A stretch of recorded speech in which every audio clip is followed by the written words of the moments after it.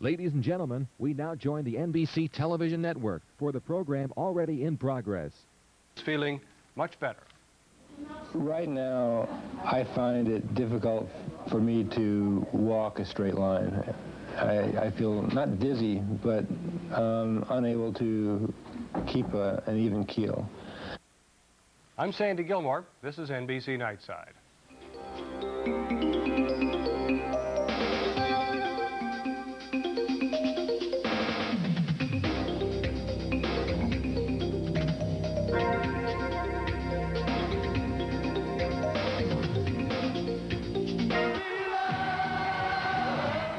For the first time on home video, Paul McCartney in his record-breaking 1990 World Concert Tour, Get Back. Vestron Video brings you 22 complete Paul McCartney live musical performances, including all-time Beatle favorites. Hey Jude, don't make it back. And his latest smash mega hits. You and I are here. What is there? Captured live on film before sellout crowds in 45 cities and 13 countries around the world. 92 minutes of the incredible music and magical entertainment of Paul McCartney. Now yours on home video and Dolby Stereo sound through this limited TV offer. To order, call toll-free 1-800-453-9000. That's 1-800-453-9000. Or send check or money order to the address on your screen. A national panel tours the country this week trying to size up the health care crisis as costs continue to climb. Marissa Morris reports. In just a moment. Health care for all Americans.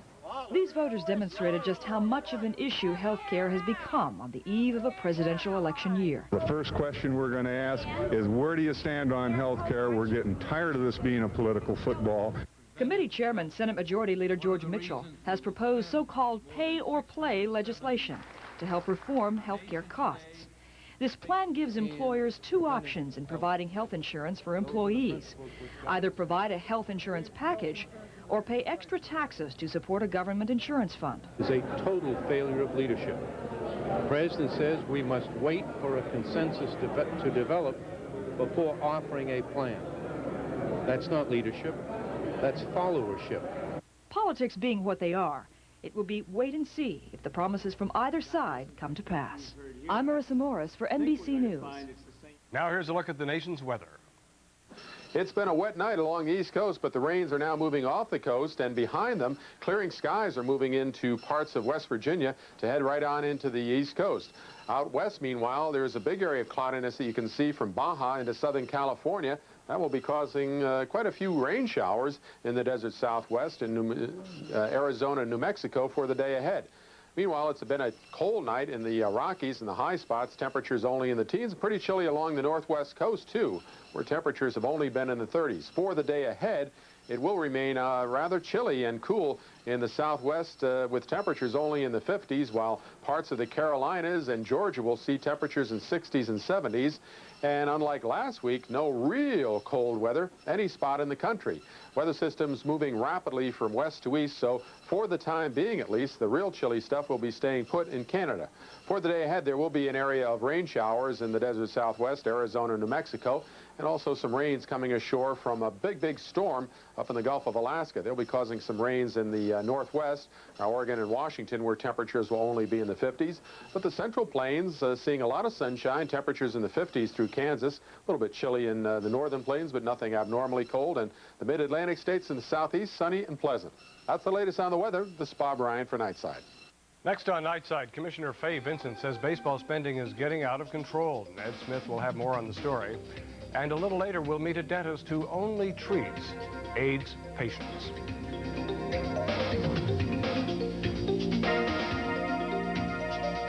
Here's an opportunity to receive a free copy of William F. Buckley's historic Agenda for the 90s. Hi, I'm Bill Buckley. You may know me through my television show, Firing Line, or my newspaper columns, or maybe one of my Blackfoot Oaks spy novels. But you ought to know about my magazine, National Review. A National Review gives you insights into current events and information about important issues from a decidedly different set of priorities. It gives you a point of view that may very well be like your own. I like it because it cuts through the nonsense that normally surrounds most political issues with simple, common sense. And of course, I love the humor. It's a very funny magazine. When you get National Review, you'll have news and opinion you can't find anywhere else. You can't find National Review on every newsstand, so this may be your only chance to get a copy. Call this toll-free number now and we'll send you absolutely free Agenda for the 90s. For a trial subscription to National Review, call 1-800-643-3000. That's 1-800-643-3000. In sports, it wasn't exactly a dream Monday night football matchup in Miami. The playoff hopeful Dolphins against the hapless Cincinnati Bengals. The Dolphins jumped in front early as Dan Marino threw for 3 TD passes on the night. The win keeps the Dolphins' playoff hopes alive at 8-6. The Bengals will spend the holidays at home. They're 2-12. Now here's Ned Smith with the rest of the sports wrap-up. Before Sunday's victory over the Packers, Dolph Bears had lost 2 straight, and head coach Mike Ditka was receiving hate mail. Did it bother him? Nah. Well, I guess, again, when I really stop and think about it, although it aggravates me, the people who write these type of letters are, you know, they're the same people who vote for David Duke. The 1991 Winter Baseball meetings on Miami Beach officially opened on Monday when Commissioner Fay Vincent spoke to all of baseball with a State of the Game address. Commissioner Vincent had opinions on many topics, but none stronger than the escalation of baseball salaries. The present salary situation is out of hand, and small market franchises simply cannot compete in this environment. The recent rate of escalation of player salaries simply cannot last. There must be a major change in the system so all of baseball can share properly. One other big news item from the winter meetings, free agent first baseman Wally Joyner turned down a 4-year, $16 million deal to sign a 1-year, $4.2 million contract with the Kansas City Royals. Leaving the Angels was hard to do. Toughest decision I've made. That's where Wally World started. But in my opinion, I didn't see any future with myself and the Angels. Hey, Wally, cry when they take that $4 million from you, not when they give it to you. That does it for sports. I'm Ned Smith for Nightside. We leave you now with all the scores.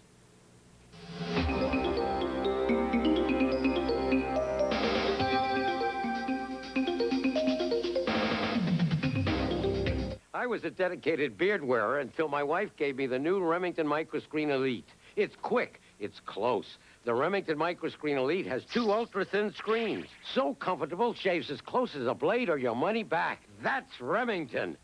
Now you don't need a prescription to get prescription-strength medicine for itches and rashes. Introducing new Maximum Strength Cord Aid. Now with twice the healing medicine. New Maximum Strength Cord Aid. Prescription strength without a prescription.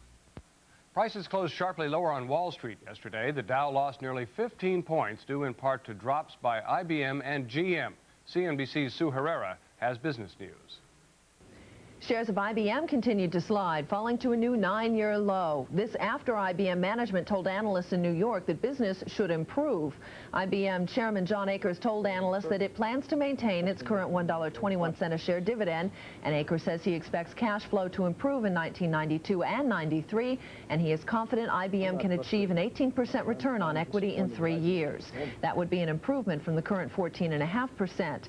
And the company's chief financial officer says he expects a substantial earnings improvement next year, although he would not provide any specifics. Still, the company sees its revenue growth lagging behind the industry's over the next 3 years. The nation's biggest automaker is denying reports that its board is considering laying off 15,000 white-collar workers. The Detroit Free Press reported that GM's board was expected to vote on Monday on a slew of cost-saving plans, including the offering of early retirement benefits to white-collar workers.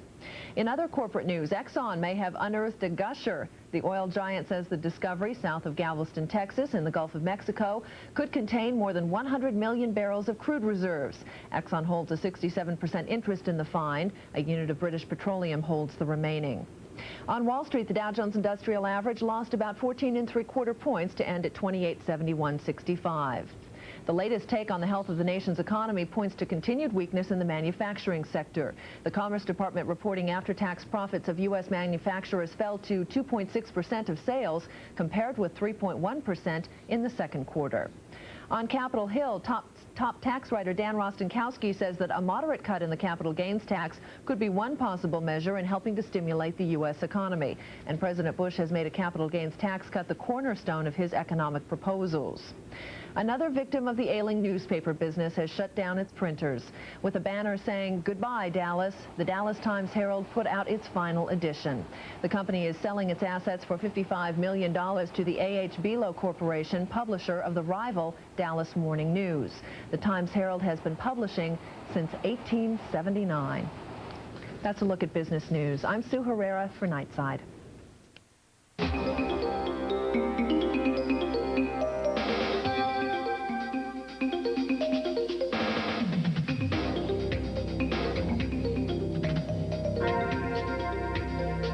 Presenting a way to make life a lot simpler.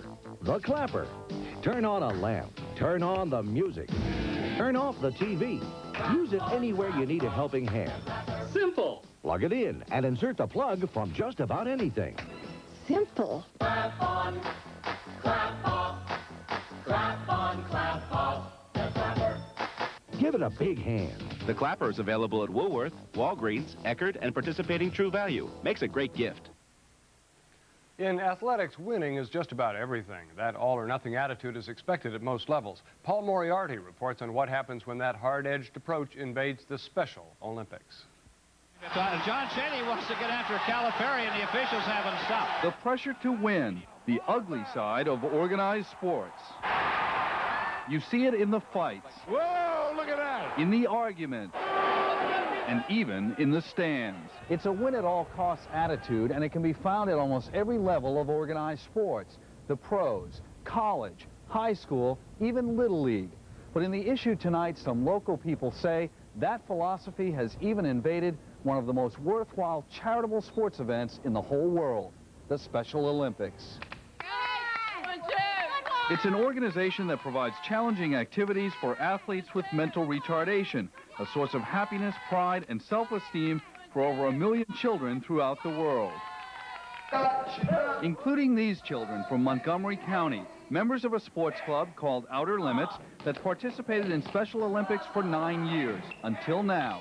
Now their parents say the local organization is too selective, too structured, and too competitive. I'm angry and fed up. I've withdrawn from Special Olympics a lot. It is totally political, and I think these people have too much power. Winning is what they care about. Could it be that behind these happy faces, a bunch of adults have fouled things up? Bill Parise is president of Special Olympics in Pennsylvania. They say some coaches, some counties do put an incredible emphasis on winning, on high-achieving, mentally retarded children, at the exclusion of others. I would be very naive if I didn't say that that probably does exist. We do not condone it. We do not support it. Where we know that it exists, we work very hard to dissuade that type of attitude. Take the activity that centered around 13-year-old Troy Davis, a Special Olympian that's played with the Outer Limits Sports Club for 7 years. A goal, a dream for me to be an NBA star. Well, Troy is so good that some Special Olympic coaches were upset when he played against their team. And in this letter, a Special Olympics coordinator even referred to Troy as a ringer and suggested he play elsewhere. But I'm not no ringer. Does that worry you when people start challenging other people and saying, hey, you got a ringer on your team? Not only does it worry me, but it frustrates me and it infuriates me. Then there's the case of Bobby, an autistic child who went to Special Olympics to learn to swim. But according to one parent, the coaches were more interested in higher achievers. They concentrated on instructing those swimmers who would be able to swim the 25 meters minimally. Do coaches sometimes get a little overzealous?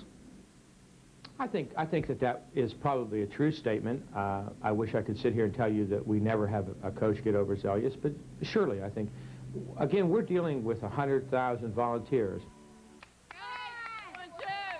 Perhaps it's time for all the adults on both sides of the argument to take a good look at these faces, because this is what it's all about. And it might be time to shake hands, patch up the differences, and teach the kids a real lesson in sportsmanship. I'm Paul Moriarty for NBC News. To date, about 750,000 Special Olympics athletes compete worldwide. That organization founded in 1968 when approximately 1,000 athletes competed in the first year.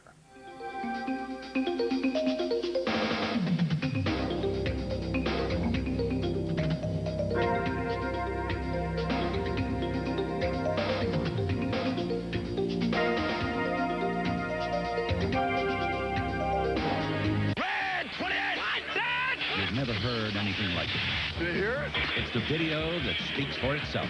This ain't a tennis match! In a language that's all its own.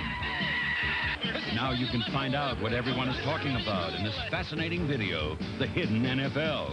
It's free with your paid subscription to Sports Illustrated. The best way to capture all the drama and emotion of sports every week. This is the NFL, which stands for not for long. When you Hidden make mics and hidden cameras let you in on the NFL secrets in this fascinating video that you'll watch again and again. Who's in charge of replay? With your free video, keep your eyes and ears open, and you may find out something you didn't know. Duda, we're running a Duda. Do we get a replay on it? Duda, we're running a Duda. In the Hidden NFL, you have to know the language. 45 blast! And be able to understand the signals. Under swine knife. Call this toll-free number now. Hurry it up, hurry it up, hurry it up, hurry. Better hurry. And be right out there with them. Get off the field! You'll be in the huddle. 2 on 2, right down. Across the line.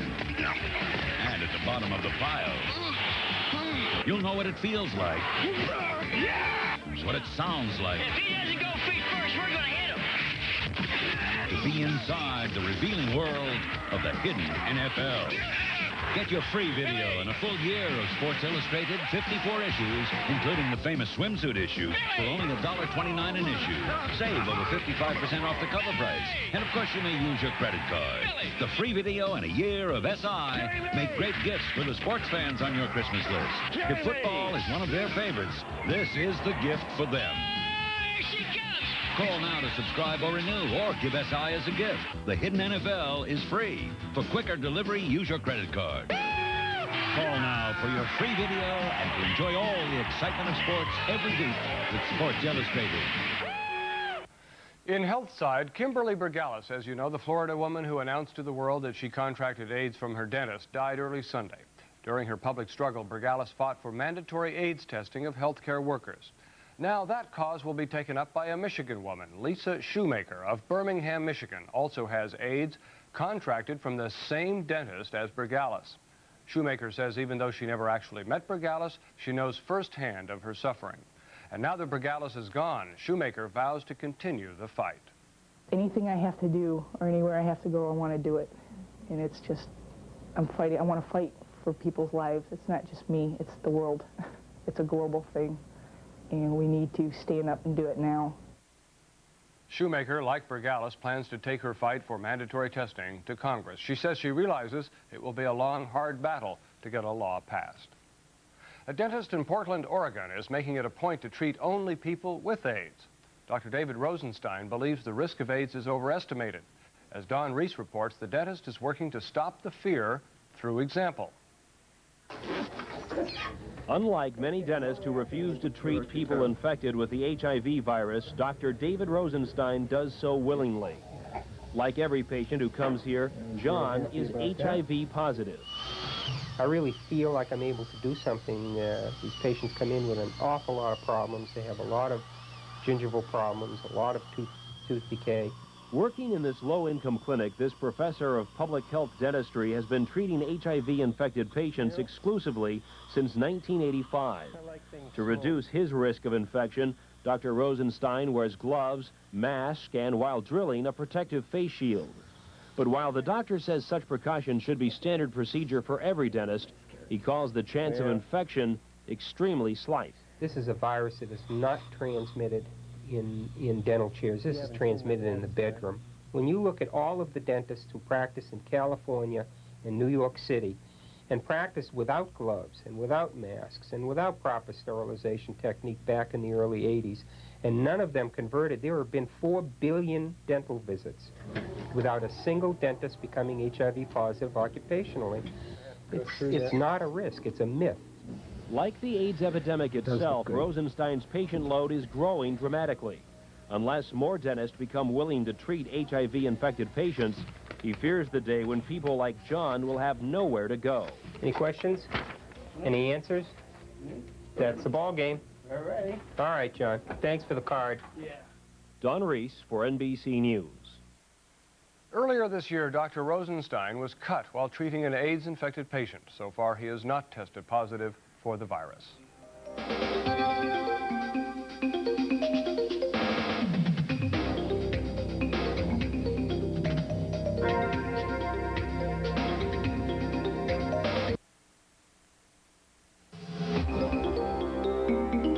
You're watching NBC Nightside, a production of NBC News Channel. Nightside.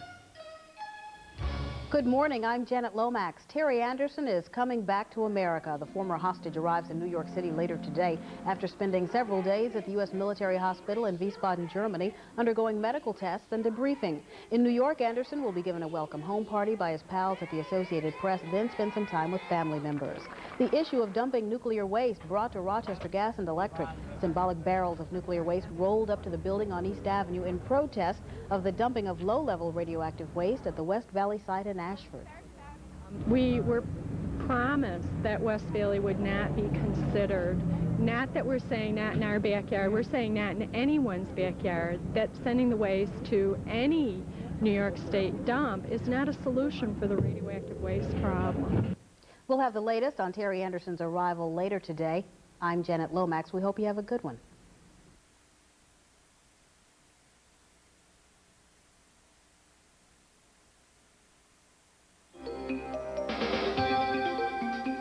In Lightside, Madonna and Evansville, Indiana are waging a war of words. The singer-actress recently filmed a movie, A League of Their Own, in Evansville. During an interview with TV Guide, she blasted the city, comparing it to Prague, Czechoslovakia, in terms of excitement. So the people of Evansville fired back, spelling out their feelings in big letters. John Graham reports. I can't stand her. The folks who came to Roberts Stadium aren't looking to bury the hatchet. They'd rather bury Madonna. I'm getting sick of Madonna saying all this stuff about Evansville, saying all these bad things. It's not a bad town. If she don't like it, she don't have to come. Madonna was kind of stuck up about Evansville. She really didn't get out to see the people. She stayed in the house most of the time. As far as venturing around doing anything, she was very limited to what she done. And that's her fault if she wants to stay at home, do nothing. We're going to try to get 5 feet between you, okay? At first, the crowd didn't look very promising.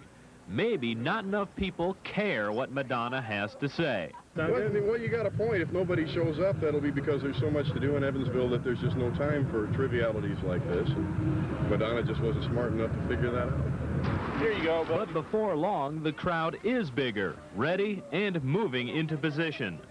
From here, it's a little hard to read. It's time to move up in the world. Like a big no smoking sign, Evansville is just saying no to Madonna. Photos of this will go out to Madonna, her publicist, her record company, and even a few supermarket tabloids may carry the message. Sooner or later, she'll know how Evansville feels. John Graham for NBC News. Her libido's up. Great. Oh, no. That's good. I'm giving them now. They know. You talk about the hammer, you talk about the shoulders. High and tight. Men cry too, okay? I have made many a man cry, baby. 7 times on our wedding night. I'm not saying a word. I'm keeping my mouth shut the whole show. Come on, Jackie. Come on in the house. Come on. I have never seen anything like this show, ever. You can't touch this. What we gonna do? MC, bring it down! Yeah! Yeah! Too high, too high! Come on, come on, come on, come on!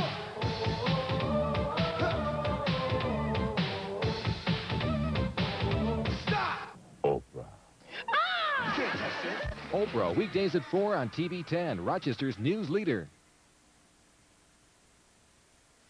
America's Best presents The Holiday Dilemma. There's so many people to buy gifts for. Do we have enough money? I wish I had started sooner. I'd like something for myself. America's Best has 35,000 designer frames. Cardin, Dior, La Roche, Carrera, many more. 2 pair, only $49.99, including lenses and exam. America's Best contacts and eyeglasses for myself and my family. While they last, choose any 2 pair of designer eyeglasses complete with eye exam, only $49.99. So you think you have to get high to have a good time? Well, think again. Just ask these kids. I just enjoy being with my friends. Some good music, food, that's all I need. Why should I get high on drugs when I'm already having fun? Friends can help. Youth to youth means someone to stand next to. Whoever you are, wherever you may be, remember this. You have the choice to be drug-free.